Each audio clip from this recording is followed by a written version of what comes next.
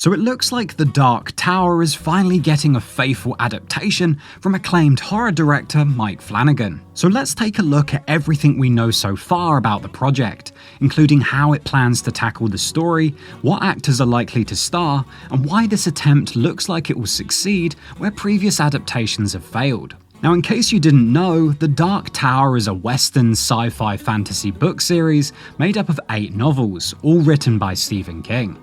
And even he himself believes that the series is his magnum opus, given that it acts as the center of his interconnected creative universe, tying together everything from it to The Shining. And it's for this reason that The Dark Tower is considered by many to be unfilmable, given that its vast scope and complexity would be very difficult for any adaptation to fully replicate. However, that didn't stop Sony Pictures from giving it a shot in 2017 with the Dark Tower movie, starring Idris Elba and Matthew McConaughey. And despite its strong cast and impressive visuals, the movie completely failed to capture the depth and complexity of the books, feeling rushed, underdeveloped, and far too removed from the original source material, ultimately getting panned by critics and fans alike. And because of this, any plans to continue the franchise were quickly scrapped. Although, not long after, news broke that Amazon Studios also had plans to adapt The Dark Tower,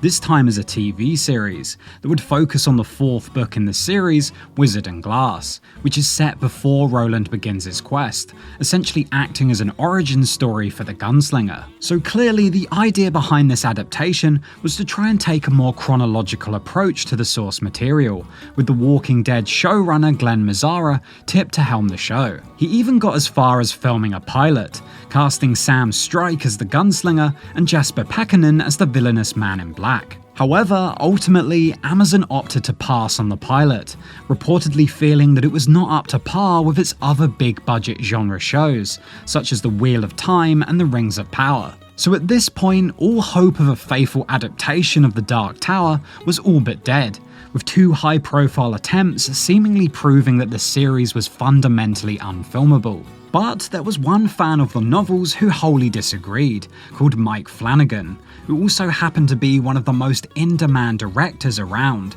responsible for hit shows like The Haunting of Hill House, Midnight Mass, and The Fall of the House of Usher. So given that Flanagan had always viewed The Dark Tower as his holy grail project, the director decided to write a pilot and a detailed outline for his take on a TV show adaptation of the book series, before sending it to Stephen King. Now, because Flanagan had already directed successful adaptations of other Stephen King novels, such as Gerald's Game and Doctor Sleep, the pair were already well acquainted, so King was very supportive and excited about his proposal, giving Flanagan the rights to finally adapt his dream project, which he'd apparently been thinking about ever since he was an undergrad. So Mike Flanagan had actually already had a lot of time to consider how he would go about adapting The Dark Tower, making it his top priority to stick as close to the books as possible. And as such, he expects the show to be at least 5 seasons long, possibly concluding with 2 standalone movies. Although, he has acknowledged that it's important not to get ahead of himself,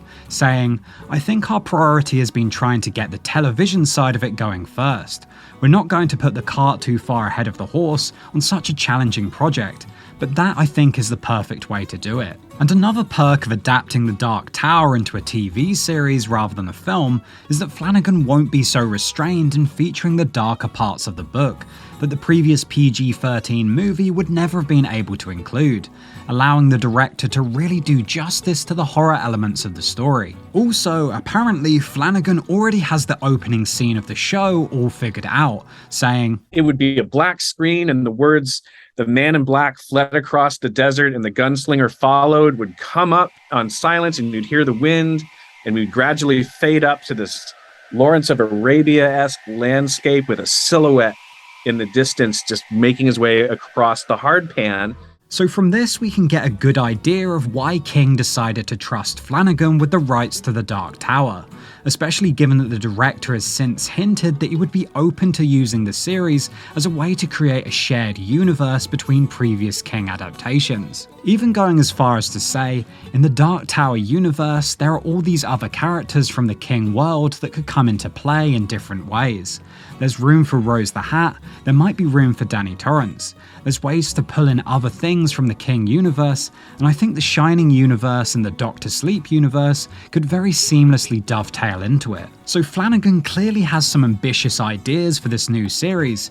However, as with any adaptation, a lot of its success will come down to its casting. Now at the moment, it's still too early for any official casting announcements, but Mike Flanagan has revealed that there are already some really exciting actors circling the project that he can't yet talk about. But with that being said, there are still a number of actors that are pretty much a given to appear in some shape or form. For instance, his wife and frequent collaborator Kate Siegel has already hinted at some of the roles that she would be interested in playing, such as the voice of Shardik or Blaine the Mono. Also, Carla Gugino, the face of many of Flanagan's previous projects, has revealed that she's already spoken to the director about the possibility of being involved, saying, "There has been a conversation about the Dark Tower. I do hope that it all comes together, and I know that's something he's incredibly passionate about." Also, Henry Thomas has also expressed an interest in working with the director again, saying, "Well, supposedly Mike's going to be doing the Dark Tower,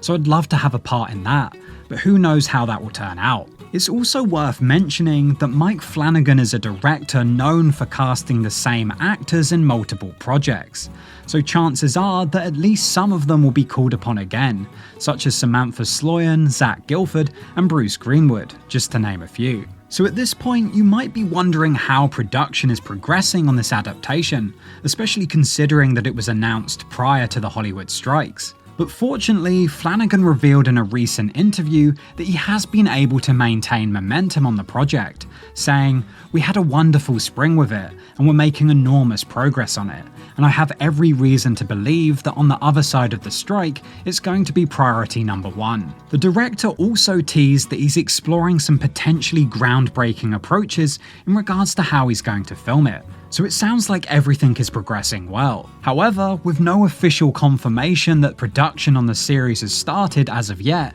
it's hard to say when this new adaptation of The Dark Tower will release. But with the knowledge that Flanagan is currently in post-production with another Stephen King adaptation of the novel If It Bleeds, it's possible work could start on The Dark Tower after that, which means the show probably wouldn't release until 2025 at the earliest. And when it does release, chances are it'll be direct to streaming, with Netflix probably being the obvious bet, given all the success that Mike Flanagan has brought to them. Although, with the news that the director has signed a TV deal with Amazon Studios outside of his work on The Dark Tower, it's possible that they might now be the first choice, with Flanagan saying they're absolutely aware of it, and if that's something that they would be interested in, we'll be thrilled. But with their own failed adaptation of The Dark Tower still fresh in their memory, there could be some understandable reservation from Amazon about getting involved. So for now, we'll just have to wait and see. But I'll be sure to keep you updated in the meantime,